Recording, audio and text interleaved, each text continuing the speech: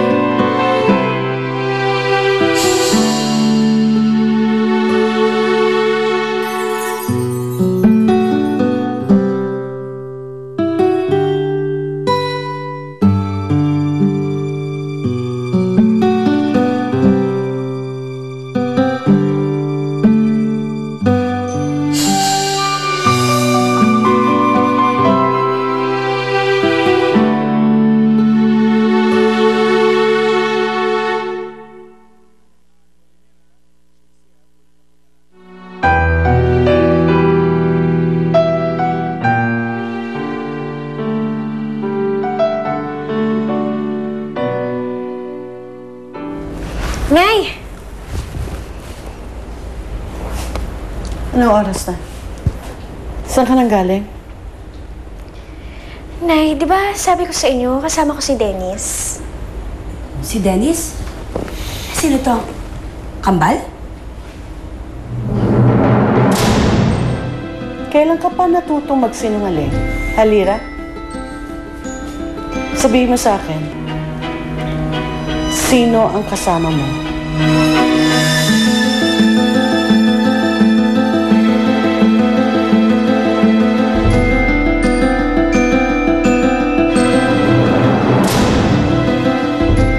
Paano ba naman gumastos ka ng kote para naman sa anak mo? Matagal na nga siya hindi nakakabili ng bagong damit. Naku, Ma'am Roxanne, maraming salamat po talaga. Binibili niya sa pamamagitan ng pagre-regalo si Lira. Nang sa ganon, lalong mainggan yung anak ko na sumama sa kanya. Ay, Nay! Naku, mabuti nandito na kayo, Nay. Alam niyo ba, si Ma'am Roxanne, binilhan ako ng mga sapatos, ng mga damit, saka naman kung ano-ano. Anong ginagawa mo dito? Saka bakit ka nandito?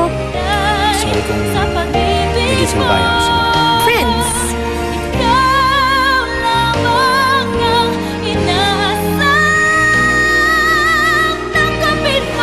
Puso pala ng anak niya yung ilipat kay Lira eh. Kaya mas lalong matakot ka. Dahil mukhang anak niya ang nakikita niya kay Lira. Nandito ako para makiusap sana sa'yo. Kung pwede sana, huwag ka na muna makikipagkita sa anak ko.